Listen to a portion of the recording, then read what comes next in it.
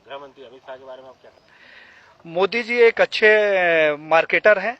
जैसा एक हम लोग बचपन में कहानी सुनते थे कि साहब अच्छा मार्केटिंग करने वाला व्यक्ति जो होता है वो गंजे को कंघी बेच देता है।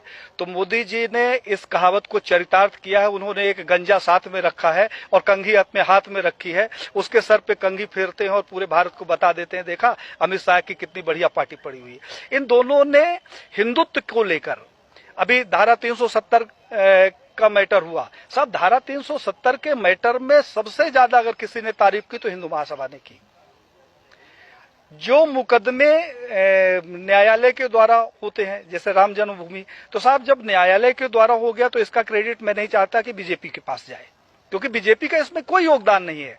मुझे वो दिन याद है, भारत के बच्चे बच्चे को ये दिन याद होगा जब 1947 से लेकर हिंदू महासभा राम जन्मभूमि का मुकदमा लड़ रहा था। यही लाल कृष्ण आडवाणी सहित भारतीय जनता पार्टी और आरएसएस के प्रमुख नेताओं ने हमारे नेताओं से संपर्क किया और उन्होंने कहा कि भाई साहब आप लोग इस तरीके से मुकदमे लड़ते रहेंगे, अगर आप कहें तो इसका हम राजनीतिकरण कर दें और अपनी सरकार बन जाएगी तो राम जन्मभूमि का मुकदमा ठीक ठाक हो जाएगा।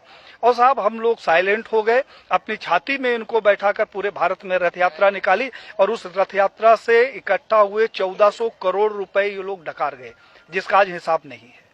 तो 1400 करोड़ रुपया ये खा गए।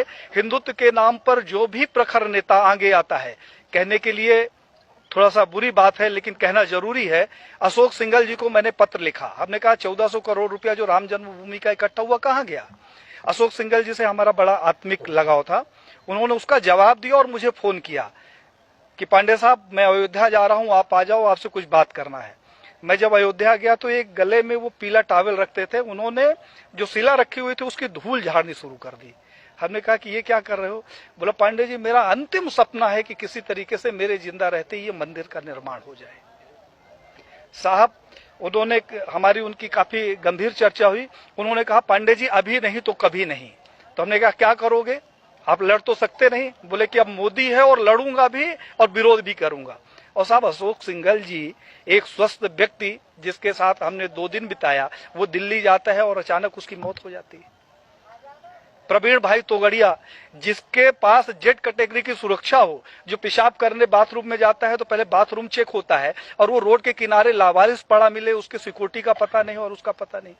कमलेश तिवारी जिसकी सिक्योरिटी के लिए 24 गार्ड नियुक्त थे, हमारे पास उसके पत्र हैं साहब, और उस आदमी की हत्या हो जाती है और हत्या का कारण सिर्फ ये होता है कि उसकी सुरक्षा में कमी कर दी जाती है। तो बीजेपी के समय में मैंने ये देखा कि जितने हिंदूवादी प्रखर नेता हुए हैं उनकी एक एक करके हत्या कर दी गई। अभी 2 तारीख को हमारे पास लखनऊ से फोन आया, हिंडोला थाना कोई पड़ता है, उन्होंने कहा हिंडोला थाना से बोल रहा हूं पांडे साहब, गृह मंत्रालय से पत्र आया कि आपकी जान को खतरा है। तो हमने कहा क्या करूं, तो उन्होंने कहा आपको सुरक्षा देना चाहता हूं।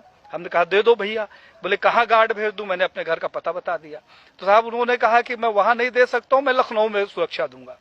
मैं रहता मध्य प्रदेश में हूं, पूरे भारत को मालूम है, आईबी रिपोर्टिंग साहब हमारे घर की है और सुरक्षा लेने के लिए मैं जाके थाने में बैठूं कि मैं मर न जाऊं इसलिए थाने में रहूं। इस तरीके का जो इनका दोहरा चरित्र है वो अब हिंदुत्व के लिए हमें लगा कि एक खतरे के रूप में सामने आ रहा है। उस खतरे से इस देश को बचाने के लिए हम लोगों ने एक मुहिम चलाई है जिसमें साधु संतों सहित देश के युवाओं का भरपूर सहयोग मिल रहा है और ये अभियान अब रुकने वाला नहीं।